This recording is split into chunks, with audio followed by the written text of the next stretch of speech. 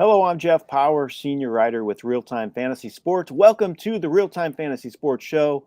I'm joined by Logan Glasser, contributing writer here at RealTime Fantasy Sports. We are so excited to be live here on Fantasy Alarm with the Better Sports Network, doing our first ever live stream today. Logan, so exciting, isn't it? Absolutely. This is an awesome experience, and I'm excited to break down our Champions League draft today.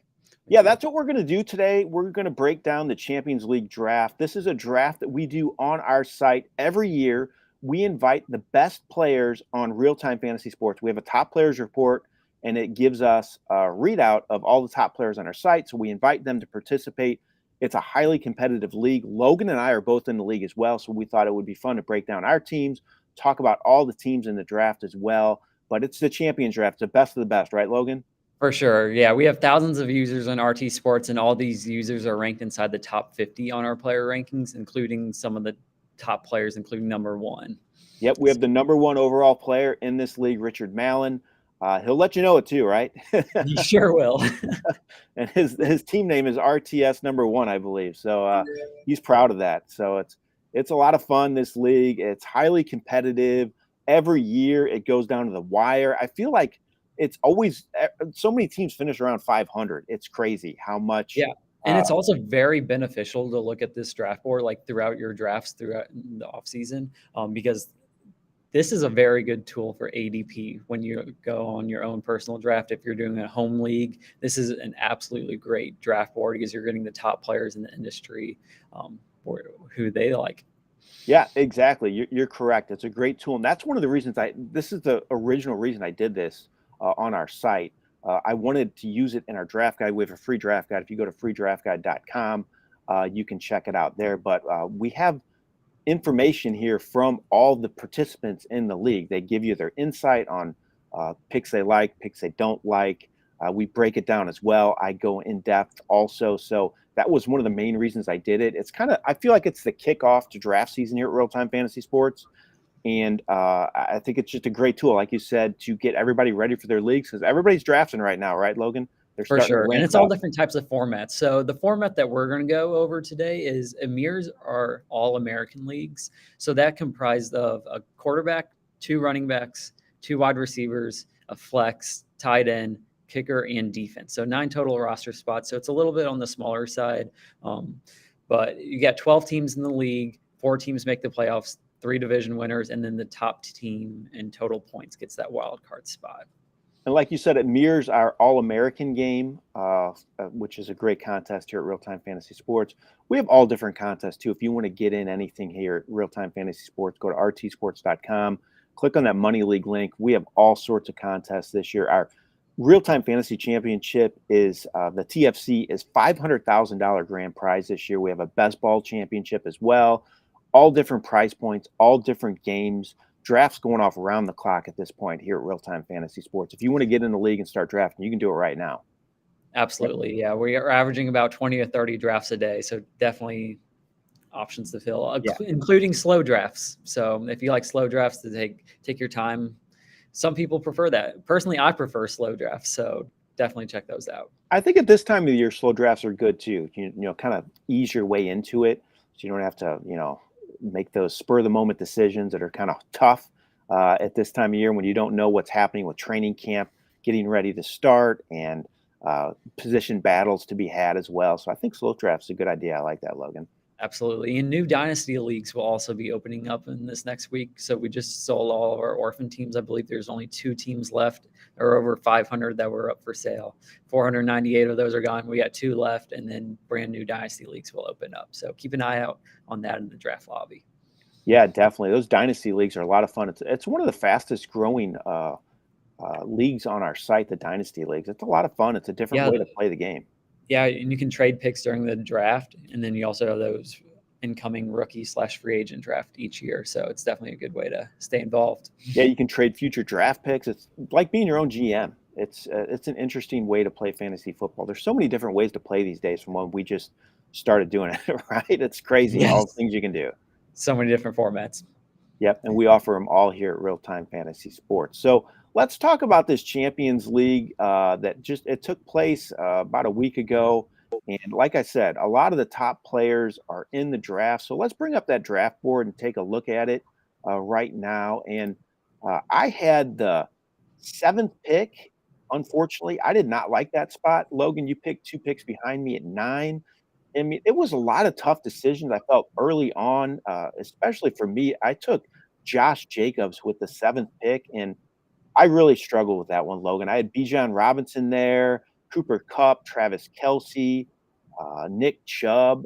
I just thought it was not a great spot to be in. So it was just a really tough decision for me. Josh Jacobs, what do you feel about that? Would you have gone that route, or you would have looked at somebody else with that pick? Personally, I probably would have gone Robinson or Cup. I think Jacobs is a fine pick there. But personally, I would like Robinson or Cup in that selection. But you can't go wrong with either of any of those three.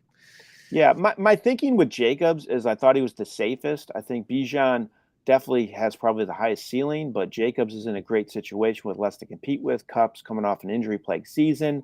I like Kelsey too, worry about his age. So I went the safe route with these great drafters. Maybe I'll regret it in the end because sometimes you have to go big or go home, but that's who I ended up taking with my first pick. You took Cooper Kupp, Logan, and that was your first pick at 9. How did you feel about getting him at that spot? Yeah, I was thrilled with Cup going at 9. Personally, I would probably take him at 5 just based off of how dominant he's been when he's been healthy in the last couple of seasons. He should be ready to go this year. And yeah, when he's healthy, he's one of the best wide receivers in the game. I would put him right up there with Justin Jefferson when he's healthy and can perform. But unlike previous years, there hasn't been really a concrete first round ADP. I mean, players are kind of jumping all around. Like if you look picks 3 through 10, they can be interchangeable. In previous years, I kind of feel like you kind of knew exactly who you were getting right when that draft order was selected. But this year, it's kind of a lot of players are pretty even. Yeah, I feel like right now it's Jefferson, McCaffrey, and Chase. That's what I've seen. That's what went in this draft, but it's some sort of that order: 1, 2, 3. McCaffrey's first a lot, and then Jefferson, and then Chase. I feel like that's kind of the consensus early first 3 picks. But after that, I think you can make a case for a lot of different guys, and it gets tough. I think that's why it's kind of an advantage for me personally.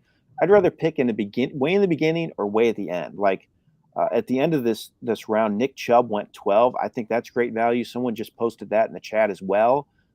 So I think that's a great point with him being good value there at the end of the first round. But he has a huge ceiling, Chubb, in my opinion, having Watson from day one. So I think that's great value. But I don't know about you, Logan. I'd rather be right at the start or right at the end. What do you think about the first round? Yeah, I agree with that. And also talking about Chubb's value, you also have Kareem Hunt that's going to be on the most likely on the move from Cleveland, looking at elsewhere. So Chubb should definitely get a lot more targets. But I kind of agree with you. I kind of like either being in the very beginning, first 2 picks for me personally, or kind of near the end. I think I ended up being fine with my spot at number 9 just because all the other options. I got the player that I kind of wanted that I would have probably taken at 4 or 5. Mhm. So I ended up being fine with Cup falling to me. But I yeah, like like you I said, Yeah, I like what you can pair at the end of the first round too. Like some of these owners, you had Chubb and Hill, C.D. Lamb, A.J. Brown. I kind of like that better than in the middle rounds. You had Saquon Barkley, Najee Harris, Austin Eckler, Amon-Ra St. Brown. I don't know if I feel quite as good about that pairing as I do at the end. So that's one thing you want to look at here, in my opinion, is just the roster build itself. There's a lot of different roster builds in this league too. And I also did want to mention, I did talk about some people commenting in the chat. Feel free to do that if you're watching this live. If you have any questions for us, any comments, love to hear from them. Logan and I are happy to answer them. But let's talk about some of these roster builds of these teams too. All different ways to do it. I think there's not one right way to do it. We've done the research in the past here at RealTime Fantasy Sports. You can win taking a running back first and then 2 receivers. You can win taking 3 running backs first. You can win taking 3 receivers first. So I think you can win numerous different ways. It's interesting to see how these teams stacked with their roster builds, though, in the end. Are they good enough to win it all with the way they construct their teams if they went 3 receivers first or 3 running backs first? We had two teams do 3 running backs first. So we had the 5th team took Mark Mullen took Barkley, Najee Harris, Brees Hall. Right after that, You Hate Me took Jonathan Taylor, Derrick Henry, and Jahmyr Gibbs. So those are three really good running backs. But look at the receivers. They have the first team I mentioned has DJ Moore, George Pickens, Mike Evans. Second team, Amari Cooper, Drake London, Chris Godwin. What do you think about those roster builds, Logan? Yeah, personally, I'm fine with taking the running backs early. I think there's enough depth in the wide receiver pool to go ahead and take those later. But what really kind of surprised me was that we had 12 wide receivers taken in the first 2 rounds. We had more wide receivers taken than running backs in the first 2 rounds, which you don't see that common. So stacking up those running backs, not a bad idea because I mean you're gonna get good quality in those running backs. I don't know if I would have taken. I'm a little skeptical on Brees Hall with coming back from the injury, and then also Derrick Henry. I'm also a little bit skeptical on the volume that he's going to receive with Tennessee, just based off of how well that offense is going to move the ball. But I like the other running backs. I love Saquon Barkley, Jonathan Taylor, and you also got Najee and Gibbs. So I like those four compared to those other two. Yeah, definitely. I really like the receivers. What the You Hate Me team did, despite going three straight running backs, Cooper, London, and Godwin. I think that's really good. I mean, the team before that had T.J. Hawkinson, so he did not even go receiver in round 4, which was kind of surprising. So I think he has some questions at receiver, but the team after him, I thought, really did a good job. Three straight receivers after three straight running backs. I mean, that's a pretty solid build. I think London's one of my favorite value plays in this draft. He went 5.6 overall. So I really think that, and he can be an elite talent. I think he's going to have a great sophomore season. Yeah, definitely. Let's talk about some of our decisions we had to make. So I went ahead and took Garrett Wilson in the second round. Then went Miles Sanders, Deebo Samuel, James Conner, Christian Kirk. So I kind of went, well, I went every other running back, receiver. I went every other pick for the first 6 rounds. I just kind of felt like that was the way it played out for my team. It wasn't really a strategy involved with that, just kind of seeing how it fell to me. I think it's kind of hard to formulate a set strategy when you're picking in the middle like I was, but I'm pretty happy with my receivers. Garrett Wilson, Deebo Samuel, I think is good value as well in round 4. He's really fallen. This was a second round talent last year. Didn't have quite the season as expected. I think a lot depends on Brock Purdy, but overall, I think I'm pretty happy with my 3 running backs, 3 receivers. Logan, what's your thoughts on my 3 running backs and receivers? Any I like it. I beefs? mean, yeah, what you were talking about with Deebo, he was going in the second round last year. He's an elite talent. He had an okay season. It wasn't great. It wasn't terrible though. But San Francisco just has so many good talents now. You got Kittle back healthy, and then bring in Christian McCaffrey, and also Ayuk has kind of been breaking out as a star wide receiver. So just going to be if he can get enough touches for Deebo Samuel. But overall, it's a very good build of a roster going back and forth between wide receivers and running backs. Waited a little bit on tight ends, but then stacked a double tight end right there. Also one of the last teams to kind of get a quarterback, which is very surprising for it being in round 7. Who would have thought round 7 you would be one of the last ones getting a quarterback? I believe we had 10 quarterbacks taken in the first 7 rounds, but Dak Prescott, he could be a top 5 quarterback easily. That was one of the big surprises of this draft. I know normally past history suggests that these champs league participants wait on a QB a lot, but not in this one. They went early. You had 3 go in the 3rd round and then 1 in the 4th, but then you had 3 more go in the 5th. So that's 7 QBs off the board after 5 rounds. I mean, that's a lot of quarterbacks going early in this league, and it normally doesn't happen. I went with Prescott in round 7. I'm fine with that. I wanted to get another one to pair with him sooner than later because I didn't want to miss out on a solid backup. And I took Daniel Jones in round 7. That's one of my biggest regret picks, though, because you see Geno Smith, Jared Goff going round 13, even Kirk Cousins in round 13 as well. If I would have known I could have waited that long and got Geno Smith in round, if I would have went around earlier and got him around 12, I would have felt a lot better about my roster build. But that's one of my big regrets there. I kind of feel like I panicked and took Jones earlier than I should have. What do you say with that? It's easy to look back on it and look and say, what if I did this? But when you're in the moment and you see all those quarterbacks going off the board, you kind of have to make sure that you get a guy that you want as your quarterback number 2. Yeah, let's talk about your build now. I went over my first 6 picks, Logan. Your first 6, you went a different route. You kind of filled out your starting lineup for the most part. You took Kupp, then Tony Pollard, Josh Allen, Kenneth Walker, Javonte Williams, and then Kyle Pitts. So you went Cup first, and then you really waited on receiver because you got your anchor number one. You went 3 running backs, and then Josh Allen and Kyle Pitts. So you kind of have all your skill positions filled for the most part, besides that wide receiver too. Are you happy with the way that turned out? Yeah, and the reason why I kinda did this is based off of the roster build for the starting lineup. So if our roster sizes are pretty small, 2 running backs, 2 wide receivers, a flex tight end. So I wanna really fill up those skill positions. If it was a bigger roster size, such as 3 wide receivers, 2 flex, even if it was like a super flex league, there's more roster spots for skilled positions, then I would have done my draft a little bit differently. But with that small roster size, I wanna get elite players at those positions, such as Josh Allen and Kyle Pitts. So that's why I kind of went early on that QB tight end. I have a little bit of a risk in running back with Javonte Williams coming back from his injury. I might not be ready at the start of the season. It's kind of wait and see. Also, a little bit of a risk on Kenneth Walker. I'm not a huge fan of him with them drafting Zach Charbonnet, but the offense is going to move the ball very well. And going in round 4, there was just too much value to pass up. And then also to start my first draft with Cup and Pollard, I really like both of those picks. Both players can have very strong seasons. And my wide receivers after round 7, I really like Marquise Brown, Addison, Rondell Moore. Those are kind of 3 wide receivers that will kind of be going back and forth in my wide receiver 2/flex role. And I think all of them have good upside. Marquise Brown is going to be Arizona's number 1. And then you also get Rondell Moore, who's going to be their number 2. And when Moore was healthy last year, he dominated. He put up some monster points. And you also have Jordan Addison, who's going to be stepping into Adam Thielen's role in Minnesota with him gone, and probably one of the highest volume passing offenses in the league. Yeah, I think your wide receiver number 2, you have some very capable options. I just hope you don't run into trouble figuring out which ones to start each week. That would be my For sure. one That's concern. the hard Always thing about being a yep, GM with it. it is. It's the fun part of fantasy football, though, trying It to figure is. that out. It's also the frustrating part. Until they score 30 on your bench, and then you start a guy Exactly. that got injured in the first quarter.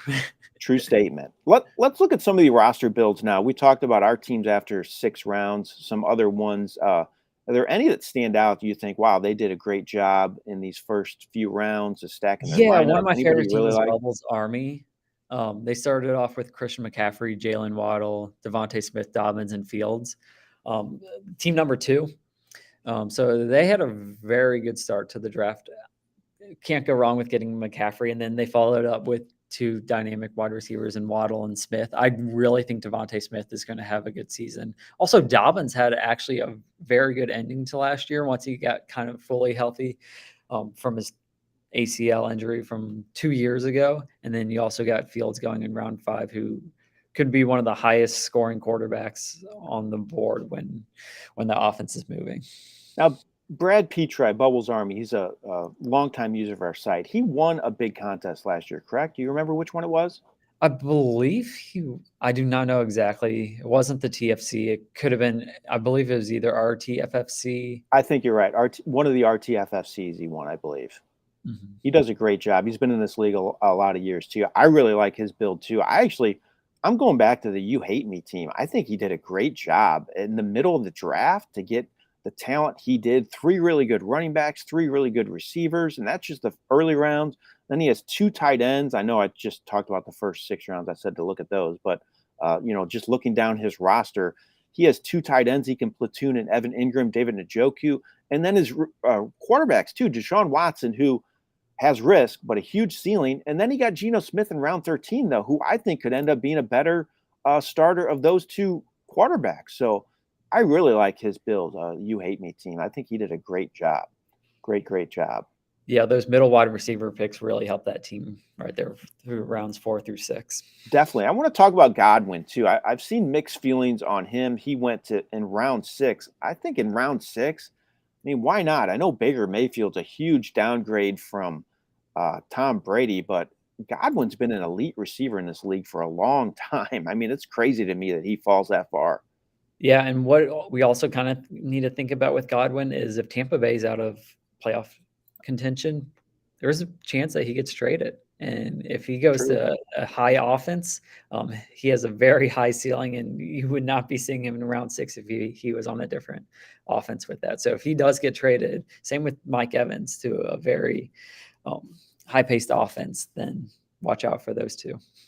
Let's talk about maybe some surprise picks in these early rounds. Some picks that kind of stood out to you. You were kind of surprised they went this early.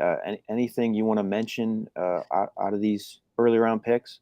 Yeah, it's not really an early round pick, but one of my favorite picks is Jamison Williams on Malin's team in round 10. Coming once he gets back from that 6-game suspension, he's also going to be fully healthy compared to last year where he was dealing with that injury when he came back. But with how Detroit moves the ball, along with how weak their defense has been in the past, they play in some of those high scoring games. So lots of points are going to be put up on the board, and he's an elite talent at wide receiver. So getting him that late in round 10, definitely want to keep an eye out for. I also like him on St. Brown, his number 2 wide receiver or second round pick with Detroit as well. Yeah. Another one to keep an eye out for is Chris Olave, also taken in the second round. Saints number 1. You also have Derek Carr coming in with that team. So definitely can put up some big numbers with that. So I like those couple selections. Yeah, some surprising picks to me, kind of, not going where their ADP normally goes. Damien Harris is one that kind of stood out to me. He went with, I guess it was the last pick in round Yeah, last 6, pick in round 6. and then he immediately took James Cook. So this was the owner Black 23 who had the first pick in the draft.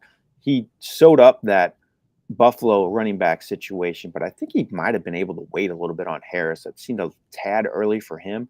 I do like Cook at that point of the draft, though. I think he has good potential to be a 3-down back and with the backs that were remaining. But I guess he just wanted to make sure he had that Buffalo backfield. It was just a tad surprising to see Harris go that early. What's your thoughts on Harris? Yeah, I think that was very early for Harris. I'm very interested to see what Buffalo does in that backfield.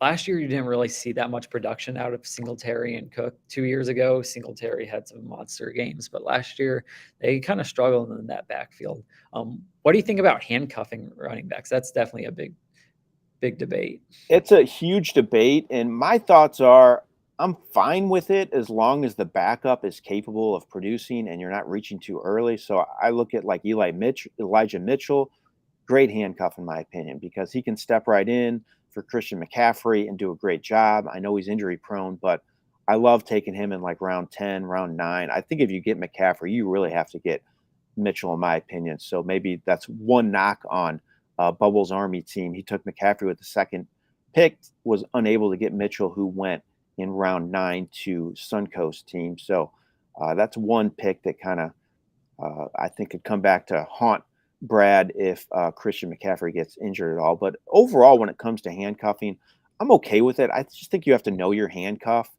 and make sure they're in a situation where they can produce well. Because I think taking a chance on guys like Rashawn Johnson for Chicago went in round 11. Guy could emerge and be a starter.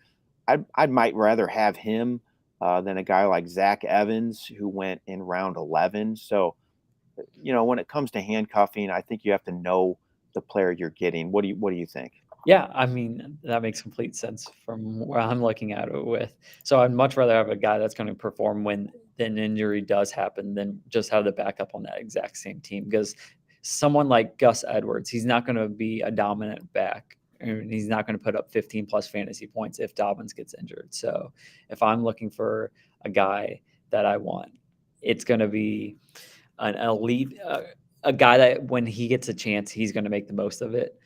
So that's kind of what I'm looking. I also don't mind like a Kareem Hunt, like kind of what we talked about going in round 11, depending Yeah. on where he ends up, because there's going to be some injuries that happen in preseason. So one of those teams could definitely take a chance on Hunt, Fournette, Ezekiel Elliott, who might end up back with Dallas, but we'll see. Let's talk about some late round picks before we get out of here on the show. Our first show here on Better Sports, being streamed on Fantasy Alarm and our channels as well here at RealTime Fantasy Sports. We're really excited about that. But I like talking about these late round picks. It's always intriguing to me.